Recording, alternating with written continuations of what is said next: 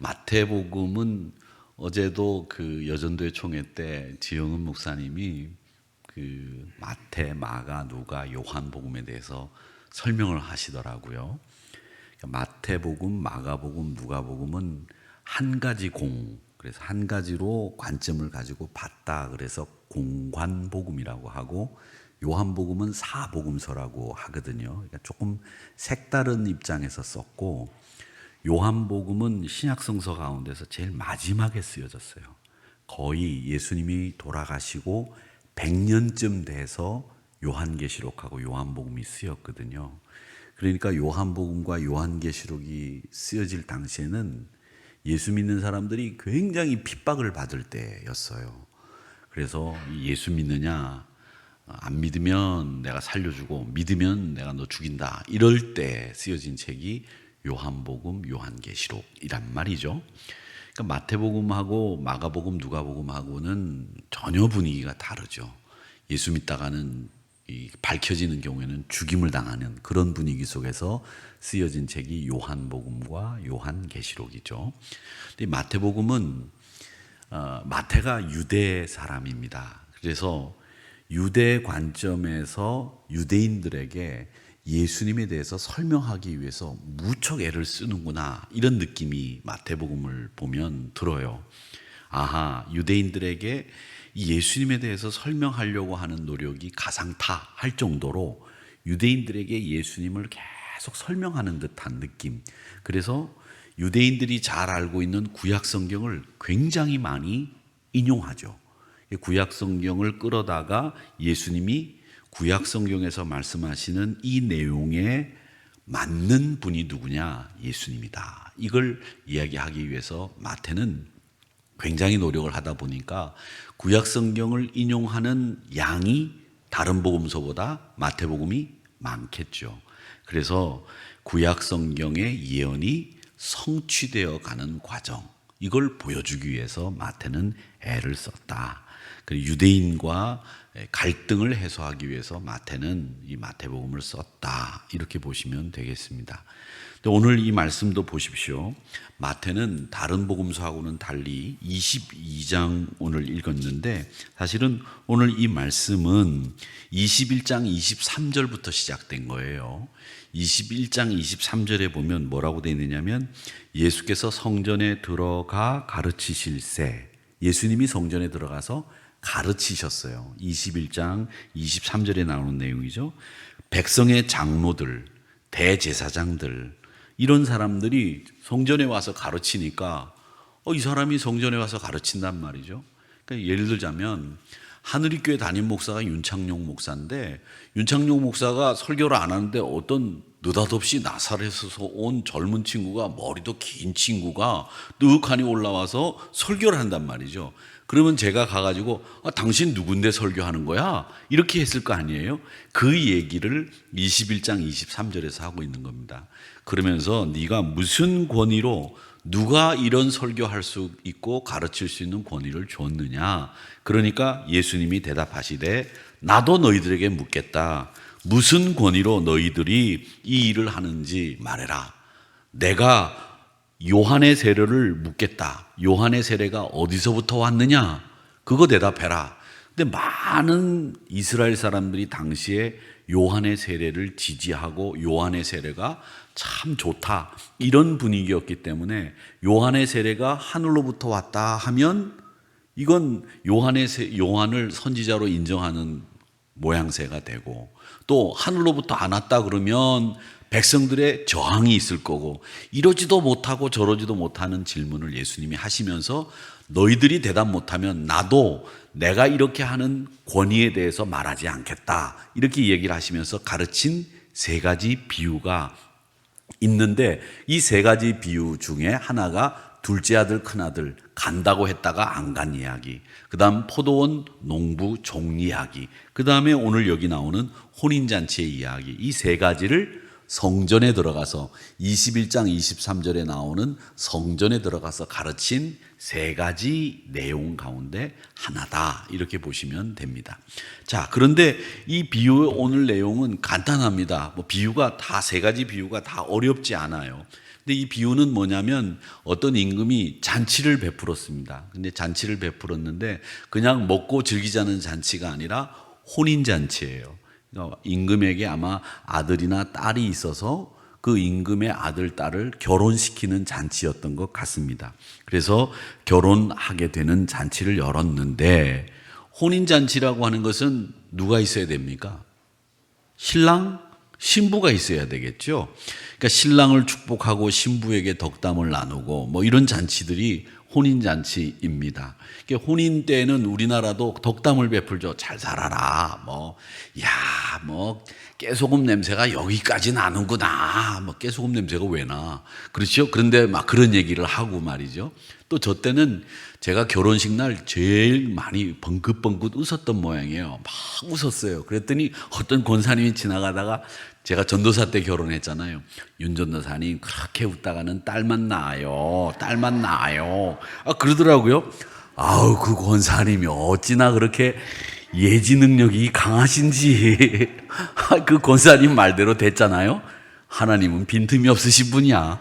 권사님의 입을 통해서도 이렇게 분명하게 말씀하시는 분이신데 제가 이렇게 웃듯이 벙긋벙긋 웃었던 모양이죠. 그런데 전도사가 결혼한다고 너무 웃으니까 권사님들이 보시기에 좋지 않았던 모양이죠. 너무 좋아라 하는 게 보기 안 좋아서 그렇게 얘기하셨는지 아니면 좋아라 하는 게 좋아서 그렇게 얘기하셨는지 모르겠지만 그렇게 웃었습니다. 자, 신랑 신부가 있습니다. 잔치 중에 잔치가 혼인잔치예요. 그러니까 가장 기쁘고 가장 즐겁고 많은 사람들이 축하하는 잔치를 열었다는 거죠. 그런데 문제는 초대받은 손님들입니다. 한 사람은 초대를 받고 밭으로 간다고 했고 한 사람은 자기 사업을 하러 간다고 초청을 거절했습니다. 청첩장을 줬는데 안 간 거죠.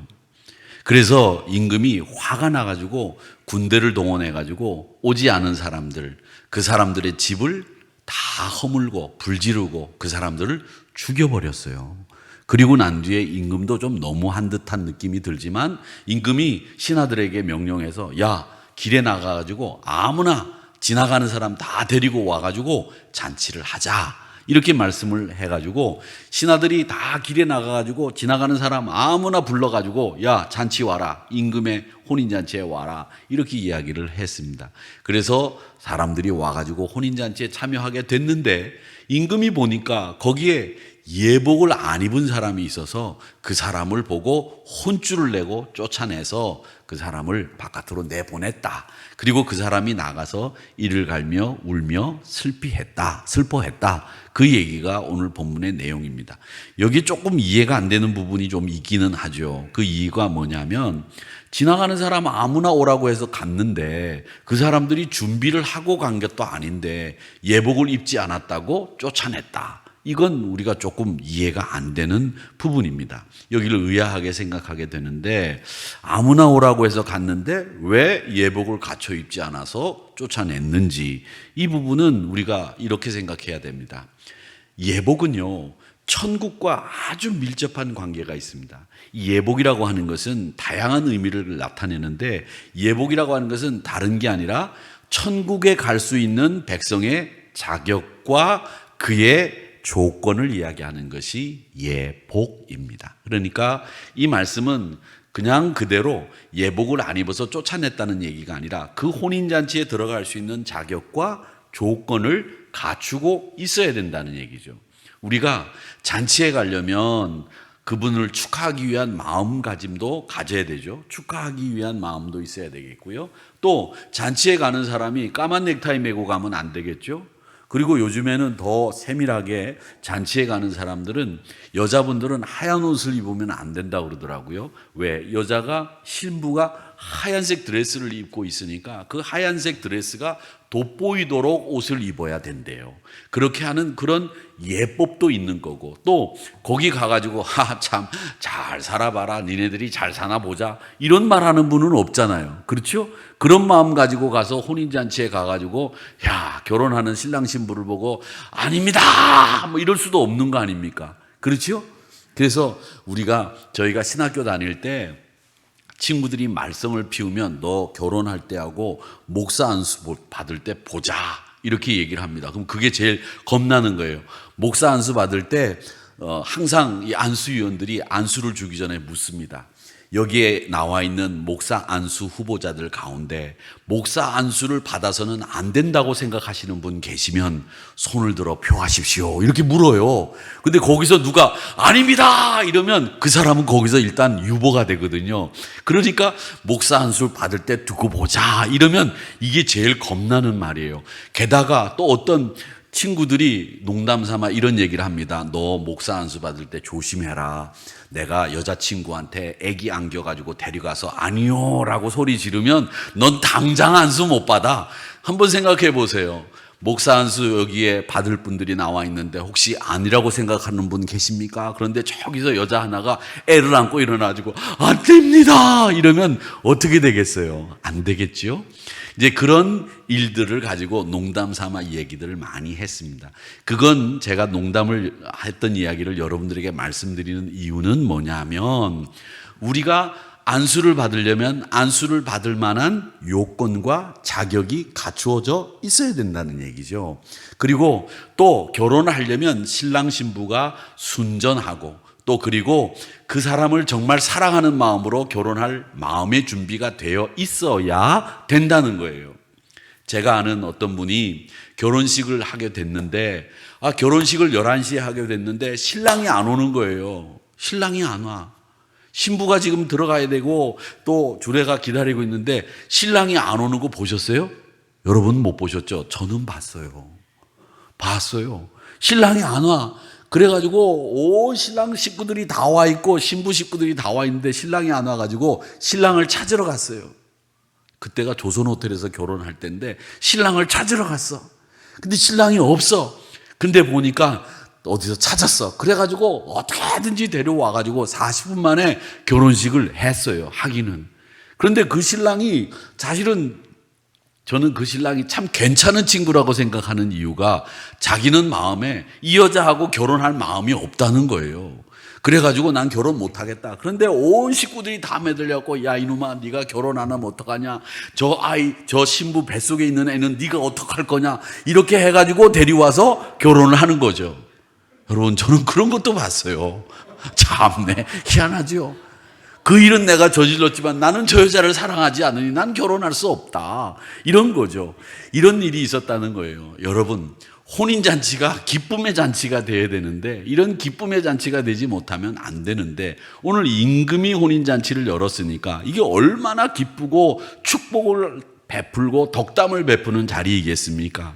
그러니까 그 자리에 가는 사람들은 다 한결같이 자격을 갖추고 조건을 갖추어서 기뻐하는 마음으로 덕담을 베풀 마음으로 가서 축복하고 축하하고 즐거워할 사람들이 간 거예요.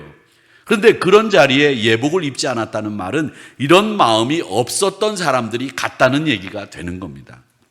그래서 이 예복을 입어야 된다라고 하는 말은 우리가 그런 뜻으로 이해를 하면 하늘나라에 갈 수 있는 자격과 조건을 갖추어야 된다는 이야기인데 이 하늘나라를 갈 수 있는 자격과 요건이 뭐냐 이걸 생각하기 위해서는 구약 성경에서 옷이 갖는 의미를 우리가 생각해 봐야 됩니다. 이 옷이라고 하는 의미가 구약 성경에서는 뭘 가리키고 있는가 이걸 알면 이 천국의 자격과 요건이 뭔지도 알 수 있게 되는 거죠. 근데 구약 성경에는 옷을 제일 먼저 누가 입었느냐면 아담과 하와가 입었습니다. 죄를 짓고 난 뒤에 자기가 벌거벗은 것을 부끄럽게 여겨서 무화과 나무 잎으로 옷을 만들어 입었는데 하나님이 그들을 만나서 책망하신 다음에는 그 무화과로 만든 옷을 벗기시고 가죽으로 옷을 만들어 입히셨다. 이렇게 되어 있습니다. 그러니까 가죽으로 옷을 만들어 입히셨다라고 하는 말은 하나님이 이 옷을 만들어 직접 입히셨다라는 거죠. 그러니까 여러분 메이드 인 이태리가 아니라 메이드 인 하나님에 의해서 만들어진 최초의 옷이 가죽 옷이에요. 그래서 예수 믿는 분들이 가죽 옷을 입는 것은 굉장히 성서적인 겁니다. 그러니까 그렇게 아시면 되겠고요. 그 다음에 이 가죽 옷을 입히셨는데 하나님이 가죽 옷을 입히셨다고 하는 것은 뭘 얘기하느냐면 이제부터 너희를 내가 보호하시겠다 이런 뜻입니다.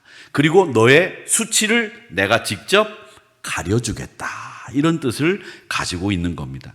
그래서 그들이 지은 죄를 하나님이 가리워 주시고 사해 주시고 지금부터 너희를 보호하시겠다라고 하는 뜻으로 옷을 해 입히신 겁니다. 그런 의미로 하나님은 수치심을 가리어 주시고 우리의 죄를 사해 주시고 우리를 보호하신다는 뜻으로 아담에게 옷을 해 입히셨다라고 하는 두 가지 의미가 있는 거죠. 자, 신약에 와서는 옷은 어떤 뜻을 가지고 있느냐면 누가복음 15장에 보면 작은 아들이 집을 나갔다가 돌아옵니다. 그때 아버지가 작은 아들에게 해준 예우가 뭐였느냐 하면 가락지를 끼우고 그 다음에 소를 잡고 그 다음에 옷을 해 입혔습니다. 옷을 해 입혔어요. 이 옷을 해 입혔다라고 하는 말은 뭐냐면 가락지를 끼우고 소를 잡고 옷을 해 입혔다라는 말은 작은 아들의 지위를 회복시켜 주셨다는 얘기죠.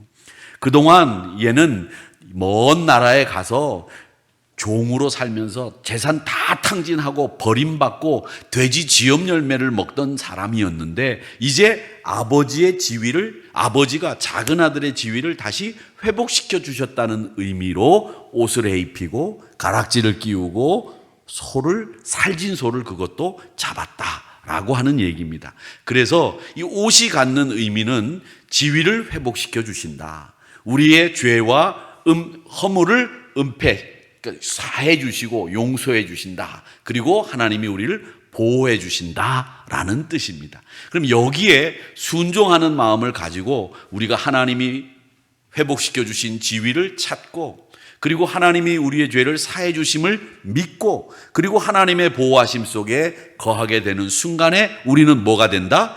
천국 백성이 된다. 하늘나라 백성의 자격을 갖춘다. 이런 얘기가 되는 거죠. 자, 그러면 여기서 이 예복을 입지 않아서 쫓아냈다라고 하는 말이 우리가 아무나 오라고 해서 갔는데 왜 예복을 입지 않았다고 해서 쫓아냈느냐 이렇게 생각한다는 것이 우리가 의구심으로 생각할 수 있다고 제가 말씀을 드렸는데 이 부분에 대해서는 여러분 이걸 생각하셔야 됩니다. 우리가 천국에 가기 위해서 어느 순간에 예복을 입어야 되는 게 아니라 우리는 항상 평상시에 천국 갈 수 있는 백성답게 선행과 하나님 앞에 죄 짓지 않고 선행을 하며 회개하며 늘 신실하게 평상시도 특별한 마음가짐 가지고 살아야 된다라는 이야기를 하시기 위해서 예복 입지 않은 사람 쫓아냈다는 겁니다. 언제든지 우리는 하늘나라 갈 수 있는 준비를 하고 있어야 된다는 얘기를 하시기 위해서 예복을 입지 않은 사람을 쫓아냈다라고 이야기하시고 있는 겁니다. 그러니까 여러분 우리가 잘 살고 잘 먹고 잘 살다가 어떤 분이 그런 얘기를 하잖아요. 내가 죽기 전에 저는 예수님 믿습니다. 그리고 죽으면 되는 거지. 뭐 지금부터 예수를 열심히 믿어. 이렇게 이야기하실 수 있다는 거죠. 근데 여러분 그게 아니에요. 우리가 평상시에 언제 어떤 일이 일어날지 모릅니다. 그런 상황 속에서 우리가 평상시에도 하나님 나라 갈 준비를 딱 갖추고 있다가 하나님 오라 하면 바로 가야 되는 거지. 우리가 하나님 오라 할 때를 알고 있으면 모르는데 우리가 하나님이 오라 하는 그날을 모르잖아요. 그러니까 지금 여기서 평상시에도 하나님이 우리를 부르실 것을 생각하고 늘 준비하고 조심하고 자격을 갖춘 하나님 백성으로 예복을 입고 있는 사람으로 살아야 된다라는 겁니다. 여러분 그렇지 않습니까? 믿음의 사람들은 항상 그런 준비를 하고 있어야 된다. 이걸 말씀하시기 위해서 아무나 오고 가는 사람을 불렀는데 예복 입지 않아서 쫓아냈다라는 말이 갖는 교훈입니다. 우리나라 분들은 옛날부터 백이민족이라고 불렸습니다. 흰옷을 아주 즐겨 입었다고 하죠. 흰옷을 굉장히 즐겨 입습니다. 백의 종군이라는 말도 있어요. 기득권을 포기하고 봉사한다는 뜻에서 백의 종군이라는 말을 하죠. 백의 종군은 누가 했죠? 이순신 장군이 했죠. 임진왜란 때 다 모든 관직을 박탈당했는데 백의종군에서 왜군들의 그 배를 다 물리치는 이 백의종군하는 대표적인 모델이 이순신 장군이었는데 삼국시대 때부터 우리나라 분들이 흰 옷을 굉장히 즐겨 입었다고 그래요. 그래서 또 우리나라 분들 가운데에서 좀 나쁘게 얘기하는 분들은 염료 기술이 없어서 그냥 흰 옷을 입었다, 이렇게 얘기하는 분들도 있어요. 그리고 또 우리나라가 어릴 때부터 저희는 금수강산이라고 배웠고 사시사철이 분명하다고 배웠지 않습니까? 그런데 요즘에는 사시사철이 분명하지 않아요. 그냥 겨울, 여름밖에 없는 거죠. 오늘 낮 기온이 어디는 30도까지 올라간다 그래요. 낮에는 굉장히 더울 거니까 조심들 하시고, 하여튼 아주 조심하세요. 아시겠죠? 예, 그런데 이 백이민족이라고 이렇게 우리나라 분들을 불렀는데, 우리나라 사람들이 이 백이민족이라고 불렸던 것은 우리나라 분들이 이 흰 옷을 굉장히 좋아했다는 거예요. 염료 기술이 없었던 것도 물론 있었겠지만, 그러나 대부분 염료 기술을 가지고 채색 옷을 만들어서 입을 수 있었는데, 우리나라 분들이 이 흰 옷을 굉장히 좋아했고, 이 흰 옷을 좋아하는 걸 일본 사람들이 잘 알았대요. 그래서 일제 강점기 때는 우리 조선 사람들이 흰 옷을 입는 것을 이 조선의 정신을 살리는 거라 그래서 금했대요. 그래서 까만 옷을 입어라, 이렇게 가르쳤다는 거죠. 근데 여러분, 장례식 때 까만 옷을 입는 게 맞습니까? 흰 옷을 입는 게 맞습니까? 장례식 많이 가보시잖아요. 그렇죠? 많이 가보시잖아요. 장례식 갈 때 흰 옷 입는 게 맞습니까? 까만 옷 입는 게 맞습니까? 여러분, 정리하셔야 돼요. 이번에 정리합시다. 어떤 옷이 맞습니까? 까만 옷이 맞지요? 지금은 까만 옷을 입습니다. 한복도 까만 옷을 입어요. 그런데 옛날에 장례식이 났을 때 우리 여인네들은 어떤 옷을 입었습니까? 하얀 옷을 입었습니다. 그걸 뭐라고 그랬습니까? 소복이라고 불렀습니다. 그래서 옛날에 전설의 고향 보면 여자 귀신들이 나타날 때는 하얀 소복을 입고 여기에 칼을 물고 내 다리 내놔라 그리고 나왔잖아요. 그렇죠? 하얀 소복을 입었죠? 분명하죠? 그게 우리나라 전통입니다. 그러니까 장례식 때에는 여자분들이 소복이라고 하는 걸 입었습니다. 그런데 요즘은 소복을 안 입고 까만 한복 위아래를 입어요. 이게 변형된 우리나라 전통은 아니란 말이죠.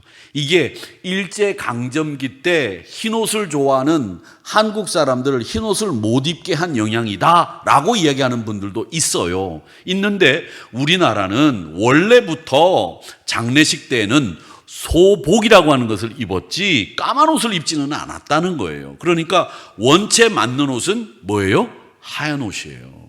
하얀 위아래 한복을 입는 게 맞아요. 그걸 우리는 소복이라고 불렀는데 요즘은 소복이라고 안 부르잖아요. 그냥 까만색 치마를 입고 웃두리를 입는데 이게 언제부터 이렇게 됐을까라는 생각을 해보게 되는 겁니다. 그러니까 여러분, 나중에 뭐 이제 소복을 입어야 돼. 이제 장례식 입관 끝나고 나면 옷을 입는데 거기서 목사님이 그러는데 하얀 옷을 입어야 된다고 그랬으니까 하얀 옷을 갖고 와! 뭐 이러면서 싸우지 마시고 그냥 주는 대로 입고 하세요. 아셨지요? 하는데 우리가 알고 계셔야 됩니다. 우리나라는 장례식 때 누가 돌아가시면 소복을 입었지 까만색 한복을 입지는 않았다. 이게 변형된 예법이 된 거다. 이렇게 알고 계시면 되겠습니다. 그러니까 우리나라 분들은 그렇게 됐는데 일제가 이 흰 옷을 못 입게 했었다고 그렇게 그렇게 되어 있습니다. 일제가 그렇게 막았다라고 하는 거죠.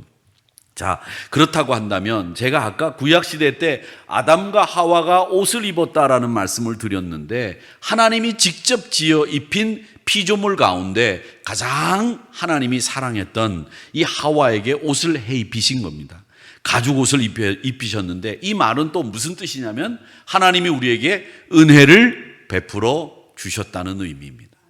그렇기 때문에 여러분, 우리 성도들은 하나님이 입혀주신 옷을 잘 간직하고 그 옷을 입기를 사모하셔야 됩니다. 이게 영적인 옷이에요. 하나님이 우리를 보호하시고 우리에게 은혜를 베푸신 그 은혜의 옷, 의의 옷을 입고 사셔야 되는 겁니다.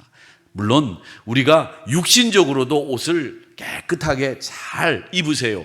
좋은 옷을 입으라는 것이 아니라 깔끔하고 단정하게 입으셔야 됩니다. 그래야 우리의 마음가짐도 몸에서부터 나오는 거예요. 제가 옷을 입어보니까 예비군 때도 예비군 군복을 입으면 가서 아무 데나 가고 이렇게 써요. 이렇게 쓰는데 양복을 입고는 그렇게 안 돼요. 양복을 입으면 늘 반듯하게 그렇게 서야 되고 또 길 가면서 뭘 먹지 못해요. 근데 예비 군복만 입혀놓으면 남자들은 총도 이렇게 군대에서는 총을 다 이렇게 쓰는데 예비 군복만 입으면 총도 이렇게 걸치는 거예요. 그리고 예비 군복만 입혀놓으면 지나가는 할머니 보고도 이래요. 그리고 아무 데서나 오줌 누고. 이게 뭐냐? 옷차림이 사람의 행동을 결정한다는 거예요. 그렇기 때문에 성경에서도 그렇게 얘기를 합니다. 디모데전서 2장 9절에 보면 뭐라고 말씀하시느냐? 여자들도, 물론 여자들에게만 말씀하신 거라고 생각할 수 있겠지만 우리 믿음의 사람들에게 하신 말씀이라고 받으시면 단정하게 옷을 입으며 소박함으로 또 정절로서 자기를 단장하고 따온 머리나 금이나 진주나 값진 옷으로 하지 말아라. 머리를 닦지 말라는 얘기가 아니에요. 괜히 그런데 신경 쓰지 말라는 얘기죠. 그보다도 너희들이 더 신경 써야 될 것은 뭐냐면 영적인 너희의 마음가짐을 단정하게 만드는 일에 더 힘을 써라, 이 얘기예요. 그러니까 우리가 진주하지 말라는 얘기 아닙니다. 금붙이하지 말라는 거 아니에요. 이 말씀은, 이건 말씀을 잘 이해하셔야 돼요. 이 말씀은 여러분들이 더 관심 가지고 더 신경을 써야 될 비중, 우선 가치를 둬야 될 게 뭐냐면 내 영적인 상태를 단정하고 또 소박하고 정절로 꾸며야 되는 것, 그것입니다. 그렇게 하고 여러분 예쁘게 꾸미세요. 그렇게 예쁘게 꾸미셔야 되는데 이 예복을 입어야 될 것에 대해서 이 예복은 한마디로 이야기하면 어떤 예복이냐? 요한계시록 19장 8절의 말씀에 보면 이런 말씀이 있습니다. 그에게 빛나고 깨끗한 세마포 옷을 입도록 허락하셨으니, 그러니까 우리에게 하나님께서 깨끗하고 빛난 세마포 옷, 세마포는 아주 단정하고 아주 잘 짜여진 그런 옷을 세마포라고 부릅니다. 예수님이 장례를 치룰 때 예수님의 몸을 쌌던 것이 세마포 아닙니까? 아주 값비싼 재료로 만든 옷을 세마포라고 하는데 이 세마포로 옷을 입도록 허락하셨다는 거예요. 그러니까 우리는 우리의 심령 상태가 빛나고 깨끗한 세마포 옷을 입어야 된다는 얘기죠. 그래야 평상시에 우리가 언제든지 하나님이 잔치 자리에 오라고 했을 때에 그 자리에 가서 그 잔치를 즐길 수 있는 사람이 된다, 이 얘기를 하신 거예요. 사랑하는 성도 여러분, 그래서 하늘나라 시민이 입을 옷은 깨끗하고 빛나는 세마포 옷이라고 딱 정리를 해두세요. 그리고 그 옷은 아무 때나 입는 것이 아니고 하나님 잔치에 들어가는 사람들이 입는 옷인데 우리는 언제든지 하나님의 잔치에 부르면 가야 되는 사람들이기 때문에 우리 성도들은 항상 이 빛나고 깨끗한 세마포 옷을 입고 살아야 된다라고 하는 거죠. 이 깨끗하고 빛나는 세마포 옷을 두 글자로 정리하면 회개와 선행이라고 정리할 수 있습니다. 늘 하나님 앞에 회개하고 늘 하나님 앞에 내가 말씀으로 살려고 애를 쓰면서 선행을 베푸는 사람들, 이 사람이 깨끗하고 빛난 세마포 옷을 입은 사람이 된다라고 하는 이야기입니다. 그래서 이 덕을 세우는 일, 세마포 옷을 입는 일을 우리 교단 헌법에도 쭉 기록을 해두었어요. 그 기록해둔 것을 소개하고 설교를 마치려고 하는데 그 헌법에 나오는 내용 중에 제일 첫 번째가 뭐냐? 깨끗하고 빛난 세마포 옷에 해당되는 헌법의 내용이 뭐냐면 여러분, 하나님이 힘주시는 대로 사람들을 긍휼히 여기세요라고 하는 말씀이 우리 성도들에게 가르치는 첫 번째 권면입니다. 이게 헌법에 명시되어 있는 게 사람들을 볼 때는 하나님이 힘주시는 대로 긍휼히 여기는 것, 이게 우리가 가져야 될 빛나고 깨끗한 세마포 옷의 첫 번째에 해당되는 말입니다. 그래서 영혼을 위해서 기도하고 진리로 권고하는 일도 해야 되지만 사람들을 볼 때는 긍휼히 여기셔야 됩니다. 그 긍휼히 여기시는 힘은 내가 갖는 게 아니라 하나님이 힘 주시님으로 내가 긍휼히 여길 수 있다는 거예요. 그러니까 여러분, 인간적으로 볼 때는 얄밉고 괘씸하죠. 저놈은 말이지 내가 밥을 10번 샀는데 한 번도 안 사. 나쁜 자식 같으니라고 가서 그냥 내가 다음부터는 밥 사나 봐라. 그래 놓고 가서 또 사죠. 그런데 돌아서면 억울하죠. 여러분, 긍휼히 여기세요. 그분은 지금 신발을 끈 있는 걸 신고 있잖아요. 그러니까 못 사요.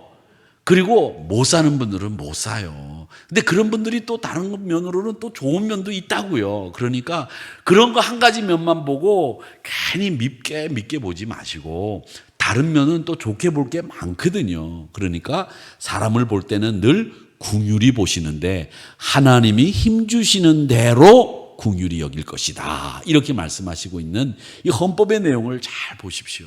이게 빛나고 깨끗한 세마포 옷, 예복을 입은 성도들이 제일 첫 번째로 우리가 선행을 한다면 사람을 바라보는 이 시각을 그렇게 갖추어야 된다고 이야기를 하고 있습니다.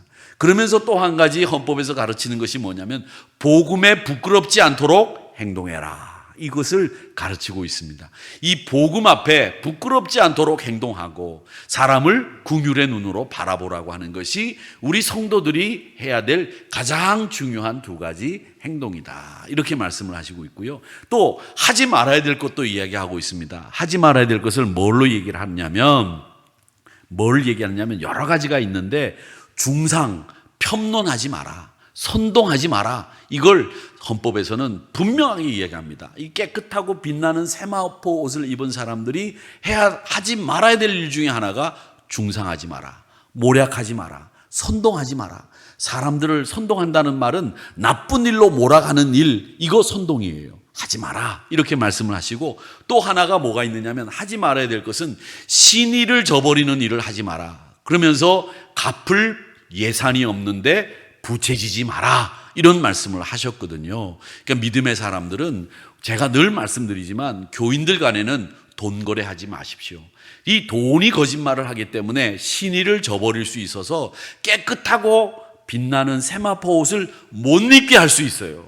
신의를 깨트리게 할 수 있어요. 공동체에 해악을 끼칠 수 있기 때문에 돈 거래는 하지 마세요. 그리고 신의를 저버릴 수 있는 어떤 말도 하지 마시고 우리가 신의를 지키기 위해서 만약에 실수를 한다면 그건 용서해 주시고 신의를 지킬 수 있는 기회를 주는 것은 필요하다. 그래서 중상하지 마라, 선동하지 마라, 신의를 저버릴 수 있는 일은 하지 마라. 이게 하지 말아야 될 일의 중요한 우리가 깨끗하고 빛나는 세마포 옷을 입어야 되는 성도의 모습을 얘기하고 있다는 겁니다. 그래서 해야 될 일은 우리가 하나님이 힘주시는 대로 긍휼히 볼 것이다 라고 이야기를 했고 복음에 부끄럽지 않도록 행동하자라고 하는 것이 우리 헌법이 우리에게 권고하고 있는 예복을 입은 성도다운 모습을 얘기하고 있고요. 하지 말아야 될 것은 중상, 모략하지 마라. 신의를 저버리는 일 하지 마라. 이렇게 말씀하고 있다는 걸 딱 기억해 두세요. 두 가지. 그걸 가지고 여러 가지를 쭉 설명을 해놓고 있는 것이죠. 헌법의 내용은 그런 겁니다. 그러면서 덕을 세우기 위해서 힘쓰는 사람이 예복을 입은 사람이요. 예복을 입은 사람은 회개와 선행을 평상시에도 잘 감당하는 사람들이다 라고 하는 겁니다. 자, 그러면 이걸 정리해서 우리가 입어야 될 예복을 한마디로 이야기를 하면 뭐가 되겠습니까? 그건 말씀의 순종입니다. 말씀의 순종, 이게 우리가 입어야 될 예복을 한마디로 이야기한 거예요. 사랑하는 성도 여러분, 빛나고 깨끗한 세마포 옷을 여러분의 예복으로 입으시기를 축원합니다. 그 예복은 하나님이 우리를 보호하신다는 뜻이요, 하나님이 우리의 지위를 회복시켜 주셨다는 이야기요, 하나님이 우리 죄를 용서하셨다는 이야기이면서 이 회개와 선행에 깨끗하고 빛나는 세마포 옷을 입은 사람들은 중상이나 모략이나 선동하지 않고 복음에 부끄러운 삶을 살지 않고 항상 신의를 지키면서 항상 사람을 항상 하나님이 힘주시는 대로 긍휼히 보는 사람들이 이 깨끗하고 빛나는 세마포 옷을 입은 사람들이다라는 것을 기억하시면서 그리스도로 말미암아 주어진 이 예복, 한마디로 말씀에 대한 순종입니다라고 고백하시고 살아가시는 저와 여러분이 되시기를. 그래서 천국 잔치가 열리는 그날 다 우리 임금님이신 하나님이 우리를 부르실 때 그 자리에 들어가시는 여러분들이 되시기를 주님의 이름으로 축원합니다.